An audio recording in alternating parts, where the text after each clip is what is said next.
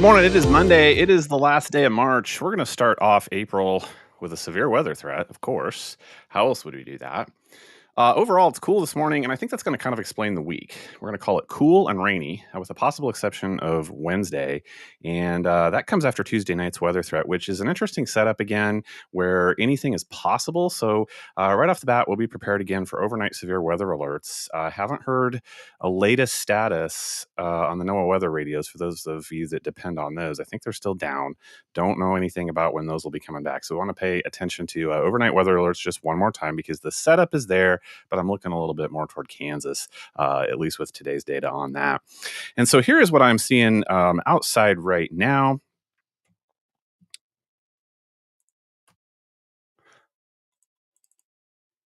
Sorry, doing things a little bit different this morning. Got to try it, see if it works, right?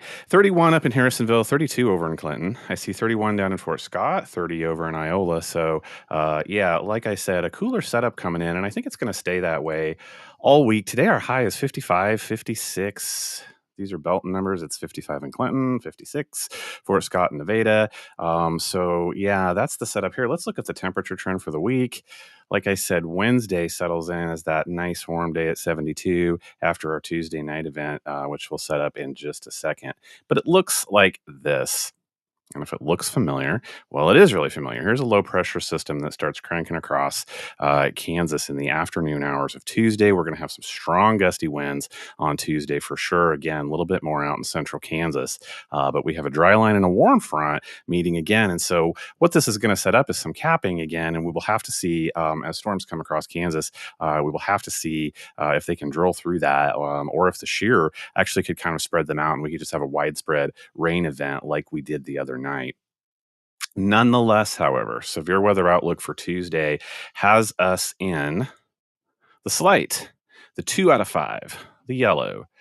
This is again, as these things work across Kansas, and I'm going to show you data that I think all of Kansas City definitely feels it probably before we do Tuesday night over into the early morning hours of Wednesday. So, what are the threats?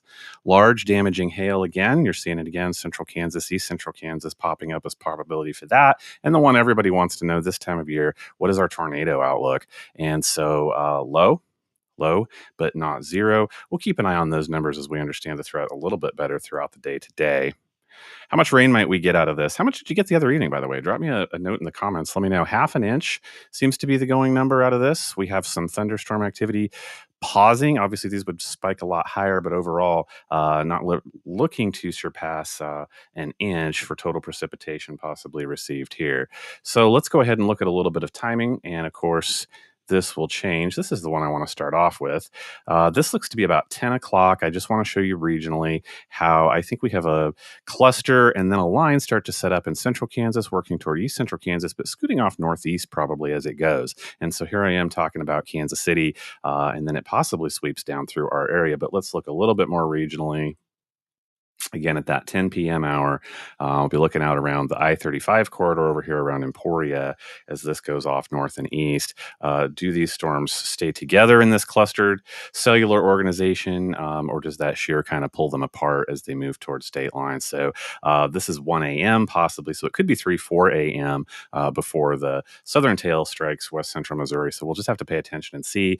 Again, everything is possible. So that is the data that I have for you today, my friends. Happy Monday. I will keep you posted, and I will catch you back next.